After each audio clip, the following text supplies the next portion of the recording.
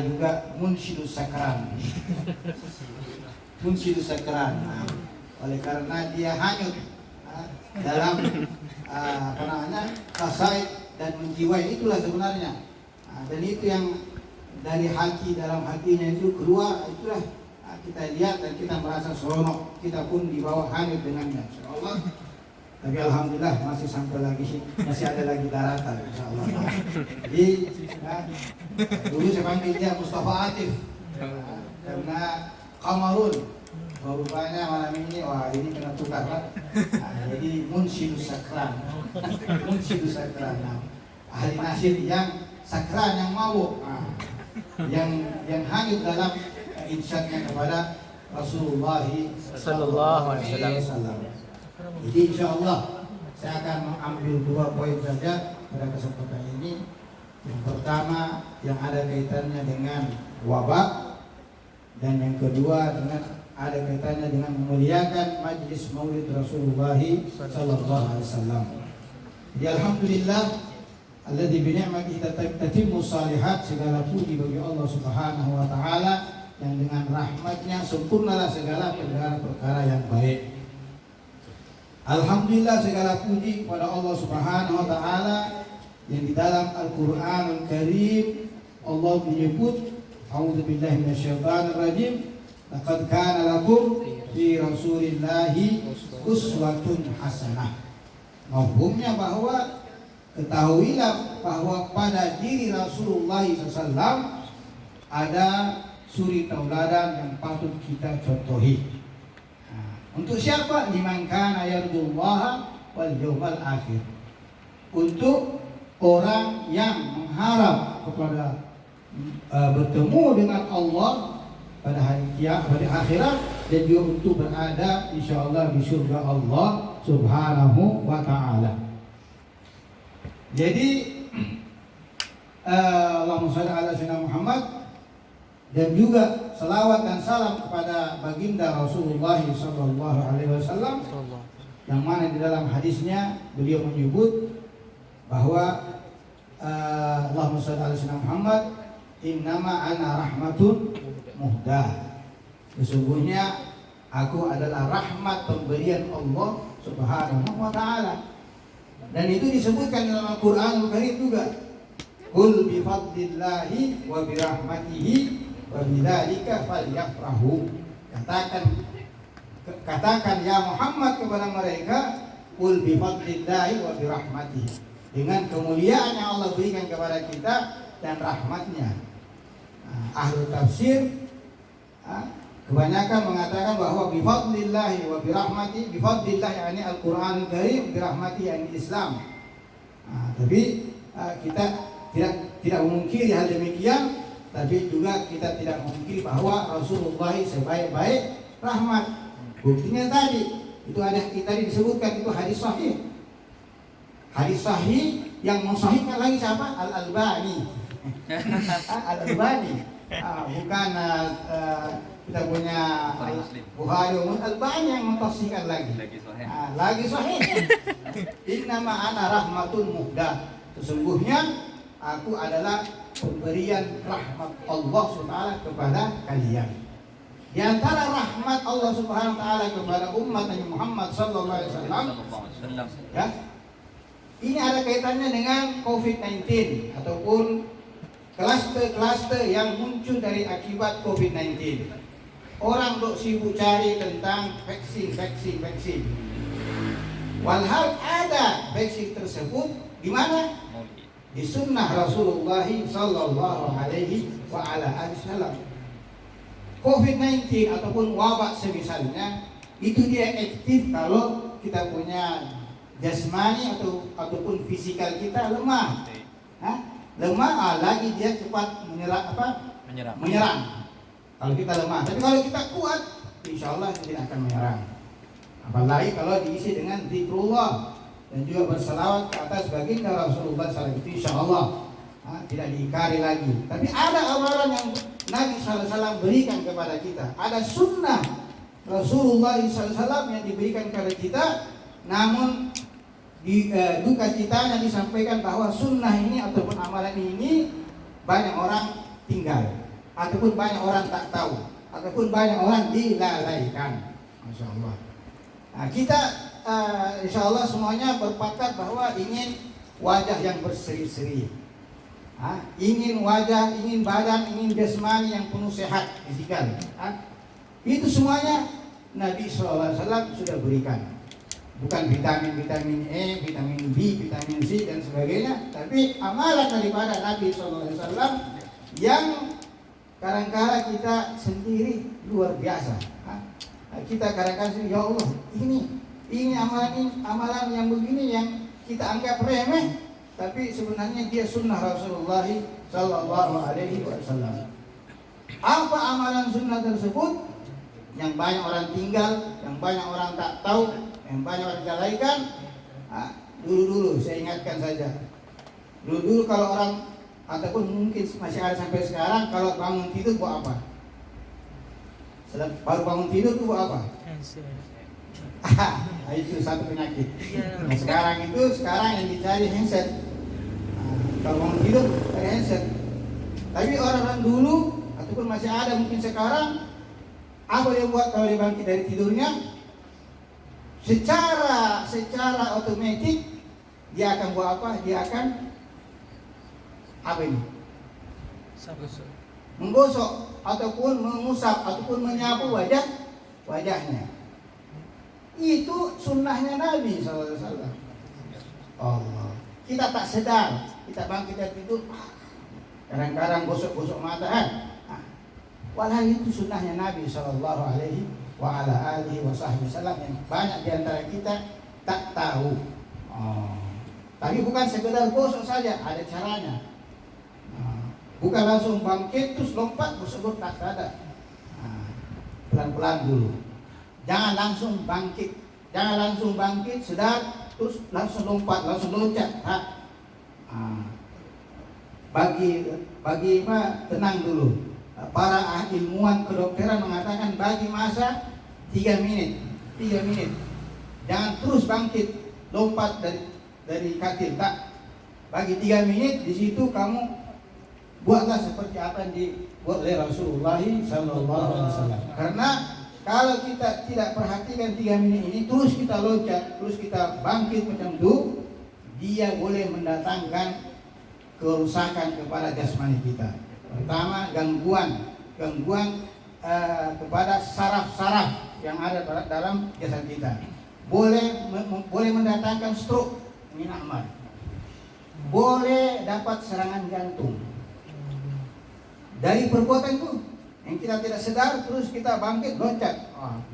Biasa begitu. Karena apa? Karena lambat lewat tak.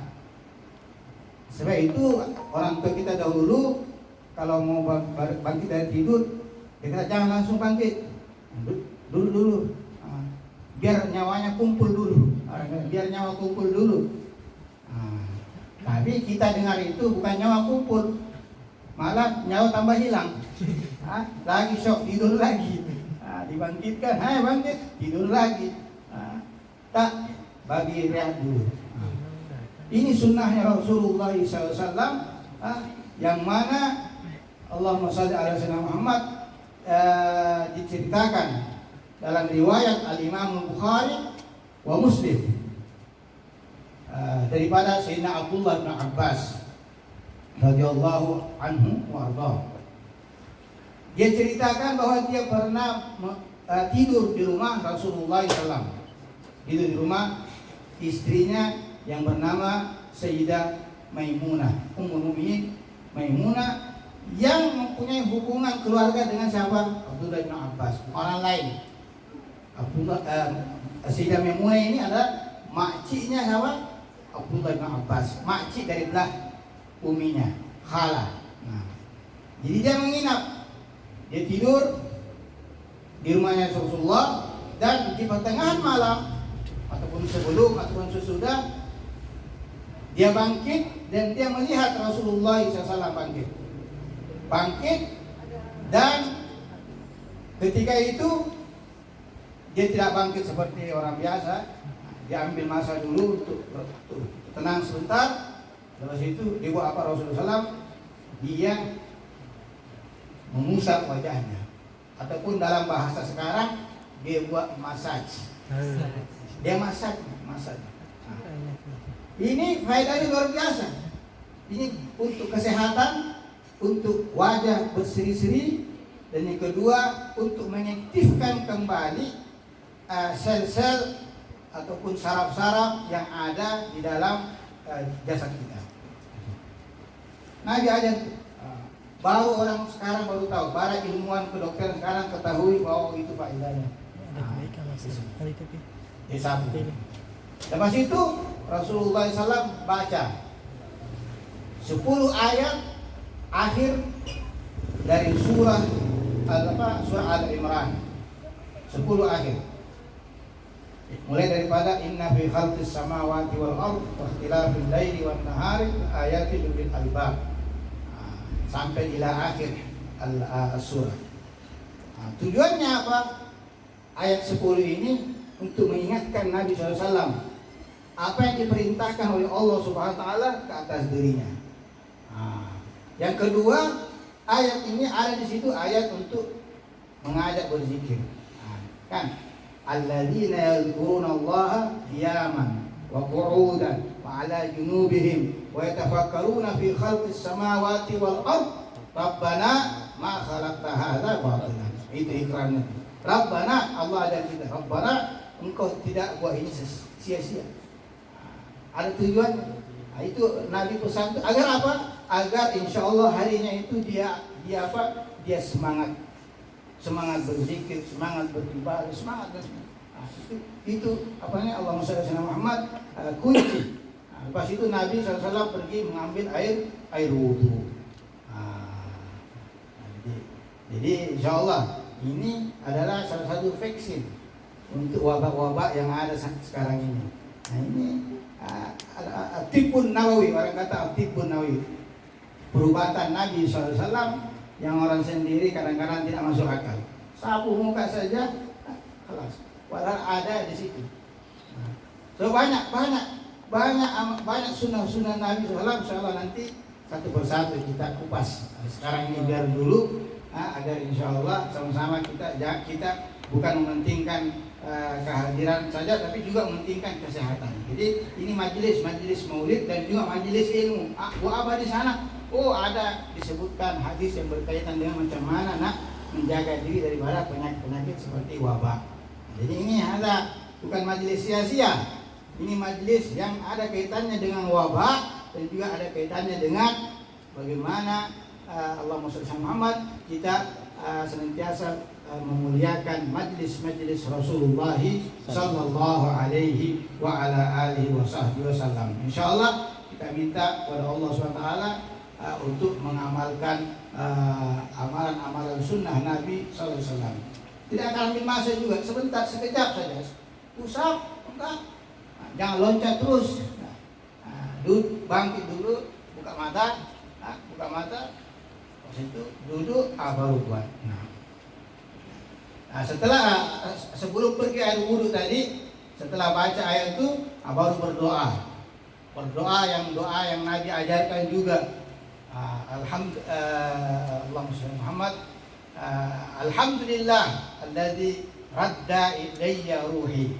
Segala puji kepada Allah Taala yang telah mengembalikan ruhku. Sebab ada orang dalam tidur rasanya tak balik-balik dah. Innalillahi rajiun terus. Jadi kalau sempat buka mata, alhamdulillah. Dan terus dari handset. Bersyukur dulu. Kalau ada orang dalam tidur, kelas, ma'assalamah. Selamat jalan dah.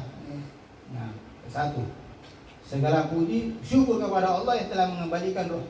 Wa afani fi jasadi. Yang memberi kesehatan kepada jasadku. Kita bangkit, alhamdulillah sehat. Wal afiyat. Ada orang langsung bangkit, dia lompat. Ini juga satu efek samping daripada apabila kalau kita terus bangkit mengejut, apa jadinya? Dia boleh jadi pening. Pening biasa jadi pening, dan kadang-kala pening itu boleh membawa pingsan. Kenapa? Karena ketika tidur, ini orang dokter yang bernama ilmuwan dokter dari Mesir yang bernama Dr. Syihabuddin Abu Zahr. Ya Masya Allah, dia salah satu juga ilmuwan Islam yang banyak mengkaji tentang sunnah-sunnah Nabi ini. Nah, dia katakan kenapa? Karena tekanan darah manusia ketika tidur itu sangat rendah, sangat rendah. Ketika dia mulai bangkit pelan-pelan, ya seperti yang diajarkan oleh Nabi, kembali hidup, tekanannya itu kembali naik. Tapi kalau dia dikejutkan, dia boleh rusak. Itu kadang orang pingsan, ada yang jatuh disebabkan itu. Allah. Sama aja dengan kereta, start engine terus jalan. Nah, kan kadang-kadang kita bagi panas dulu sekejap, itu baru jalan. Nah, tidak ada masalah. Nah, begitu juga jasad manusia. Ini dia diantara satu penangan, di antara ribuan yang diajarkan oleh Nabi SAW untuk menangani masalah penyakit ini. Yang kedua yaitu yang berkaitan dengan memuliakan majlis Rasulullah Sallallahu Alaihi Wasallam. Bagaimana Allahumma shalli ala Muhammad, ini cerita yang penuh iktibar saja. Kita ambil cerita dijadikan iktibar. Diceritakan oleh bisanadin muttasil daripada Al-Habib Muhammad bin Alawi Al-Maliki, dari abahnya dan dari datuknya.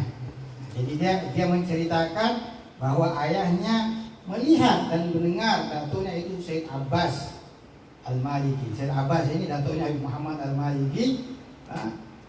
Ini suatu ketika dulu diberi mandat, diberi satu kedudukan di mana dia boleh mengurus hal-hal yang berkaitan dengan urusan-urusan Al-Hashimiyin di Arab Saudi. Itu kerajaan Saudi kasih. Jadi suatu ketika dia diminta untuk pergi ziarah ke negeri Syam. Ziarah untuk ada urusan kerja, ada orang ahli Syam, dia buat majlis maulid. Dipanggil Syed Abbas. Waktu dia masuk di majlis maulid itu, dia nampak orang tua berdiri, orang lain semua duduk, dia berdiri. Rupa-rupanya dari mula majlis sampai akhir terus berdiri. Dia heran, ada apa ini? Kenapa? Dia pergi pujuk dia untuk duduk, orang tua umur 80 mungkin 90 itu berdiri dari awal majlis sampai akhir majlis. Dia rasa kesian, dia pujuk dia untuk apa? Untuk duduk. Kata yang hadir, ya Sayyid, biarkan dia, jangan kacau. Dia keadaannya begitu memang, sudah begitu terus. Wah, majlis maulid menurut Habib Buya Muhammad Al-Maliki itu bukan sekejap, sejam setengah. Bayangkan sejam setengah dia berdiri. Apa ceritanya? Ini Syed Abbas dia tak puas. Akhir majlis dia katakan, dia pergi ke orang itu, dia nak tahu apa hal ini. Makanya kalau nak tahu juga boleh sila datang ke rumah saya. Jemput datang ke rumah saya. Dia nak tahu ini masalah apa ini. Akhirnya dia datang ke rumahnya orang tersebut, diceritakanlah, saya ini dulu orang anti maulid, laknat, mencaci, memaki orang-orang yang buat maulid. Jadi suatu ketika dia diperlihatkan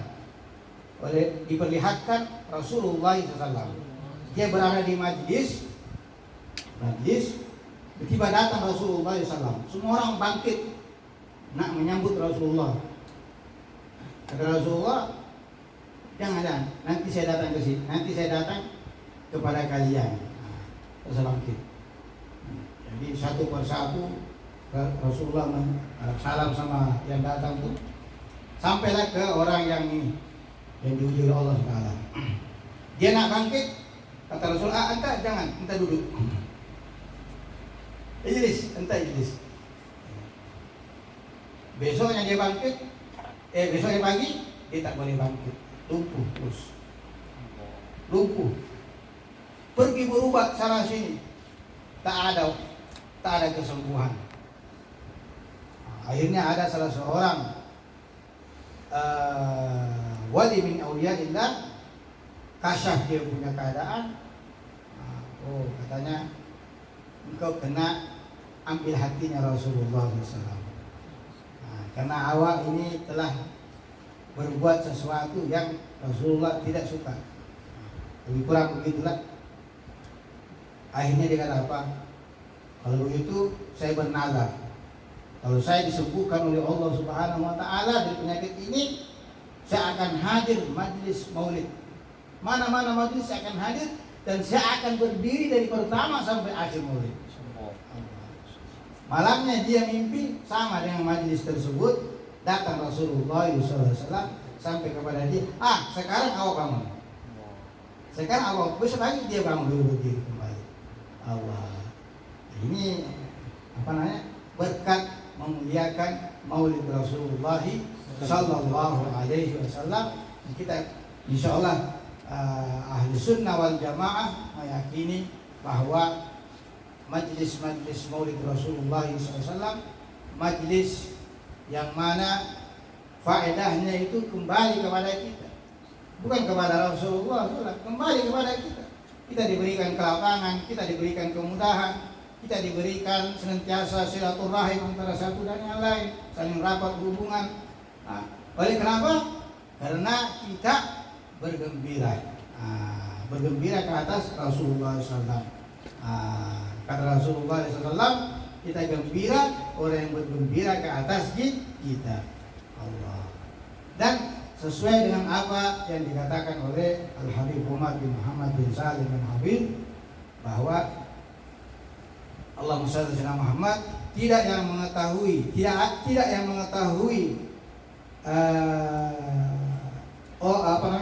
qadarul maulid, melainkan orang itu sudah mengetahui yang sahibul maulid. Jadi orang yang tidak mengetahui faedah-faedah maulid ini, melainkan dia sudah tahu siapa itu sahibul maulid. Siapa lagi kalau bukan Rasulullah sallallahu alaihi wasallam yang di awal tadi disebutkan innama ana rahmatul muhtaq. Wa akhirnya insyaallah seperti mana Ustaz Hilmi tadi sampaikan, bahwa gambar-gambar ini yang ada dalam rumah ini, ya oleh karena ya mudah-mudahan kita bertawassul dengan mereka, sebab kita amalan kurang. Dzunubi mithlu a'dadir rimali, kata Abu Nawas, dosa-dosaku bagaikan pasir, bilangan pasir, hitunglah pasir, banyak sangat. Jadi dengan gambar-gambar ini, Sayyidah Zainab, Sayyidah Nafisa, Sayyidah Fatimah An-Nabawiyah, Sayyidah Allahumma Muhammad, Sayyidah Ahmad Badawi, ini semuanya keluarganya Rasulullah Sallallahu Alaihi Wasallam. Dan mungkin kalau nak diperkenalkan satu-satu, mungkin kami malas sedikit. Yang hadir yang pada ingatan sekarang ini, pada diantara salah satu mereka ini, yang mana semuanya membawa berkat kepada bumi Mesir. Banyak aulia berada di bumi Mesir. Bumi Mesir itu dikenali juga sebagai Madinah atau Qahira alfu mi'tanah, 1000 menara. Karena banyak masjid di situ, dan semuanya aktif. Dan juga Mahbatul Anbiya, di situ mesti para nabi akan lalu di situ. Bumi Anbiya, dikenal bumi Anbiya, bumi orang-orang saleh, banyak orang saleh, para wali, termasuk daripada keluarga Rasulullah SAW. Sayyidah Zainab, kuburannya ada di sana, makamnya ada di sana. Bagaimana Allahumma shalli ala Muhammad, orang pergi berziarah, bagaimana sikapnya Sayyidah Zainab kepada penguasa. Orang tak berani, ini perempuan semuanya, tapi karena ada hubungannya dengan Rasulullah SAW, mereka takut. Mereka hormat kepada keluarga Rasulullah SAW. Di antaranya Sayyidah Nafisa, itu Imam Syafi'i sendiri hormat sama guru Imam Syafi'i. Gurunya tuh Bahkan dia Imam Syafi'i pesan, kalau saya meninggal nanti tolong itu Sayyidina Nafisa salatkan saya. Jadi sebelum dia dihantar ke tempat makamnya disinggahkan, disalatkan oleh Sayyidina Nafisa dulu. Karena alimah bukan saja keluarga Rasulullah, tapi alim, abidah, zahidah, luar biasa. Nah, begitu dengan keluarga Nabi SAW yang lain yang ada di kota Mesir, yang mana membawa berkah kepada orang-orang Mesir. Mesir ini dikenal dulu dengan negara Al-Qibti. Qibti, Kristen. Negara Kristen. Sebelum Fir'aun itu kan jadi Kristen. Yang membuka adalah sahabat Amr bin As. Dan di situ banyak disebutkan tadi keluarga Rasulullah SAW yang banyak diantara mereka dijadikan rujukan dalam ilmu agama. Selain daripada abidan, dia tidak campur dengan orang lain, tempatnya sendiri. Orang yang datang sama dia. Karena apa? Karena dia perempuan. Dia perempuan dan dia didatangi untuk bertanya. Nah, itu. Saya wahubaba mereka yaitu Sayyidah Fatimah Al-Batul bintul Habib sallallahu alaihi wasallam. Ditanya suatu ketika bagaimanakah seharusnya perempuan al-muslimah? Apa jawabnya? Tidak melihat dan tidak dilihat. Tidak melihat dan tidak dilihat. Ya Allah. Bukan seperti sekarang ini. Begitu juga di sana sampai sekarang. Di kota Tarim tadi, ya Tarim, insyaallah mudah-mudahan kita diberikan umur panjang, insyaallah kita boleh pergi ke Tarim, pergi ke Mesir juga. Di Tarim itu perempuan hitam semuanya, bukan 1 meter, 200 meter kawan. Tengok ada laki-laki dia cari laluan lain. Malahan sudah pakai niqab hitam semuanya, dia cari laluan lain. Ini sekarang kita di sini pakai skirt masih lalu depan kita. Nah, ada salah seorang pendakwah di Indonesia, dia minta sama orang perempuan, tolong kalian jaga kita, jaga untuk bagaimana yang kita bagi kuat. Nah, sebab apa?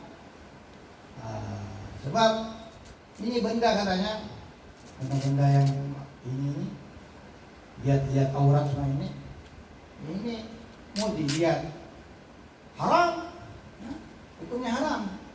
Tidak dilihat barang bagus. Astagfirullahaladzim.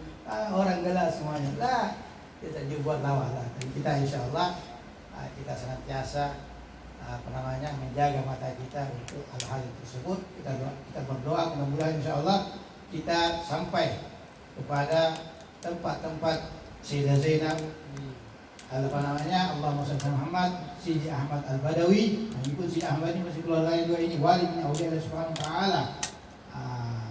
Yang Allahumma shalli ala Muhammad, kuburan ayam makamnya di mana? Di Tonton. Siapa yang pergi ke Mesir dan tidak pergi ziarah, dia itu belum dianggap pergi ke Mesir. Kenapa? Karena tanya saja orang Mesir, siapa itu Sidi Ahmad di Tonton? Oh, kenal. Dia wali min auliya Allah Subhanahu yang besar. Bukan saja sekat alim, tapi juga orang alim. Luar biasa. Makanya sampai sekarang diziarahi oleh penduduk Mesir dan juga di luar Mesir. Insyaallah kita berdoa mudah-mudahan kita disampaikan ke Sayyidah Zainab, ke Sidi Ahmad Badawi, ke Sayyidah Nafisa, ke Sayyidah Fatimah An-Nawawiyah ini, Sayyidah ini cucunya Imam Hussein. Juga dikatakan diberikan nama Fatimah An-Nawawiyah juga di Mesir. Dia punya makamnya seperti Hilmi dan Ahmad.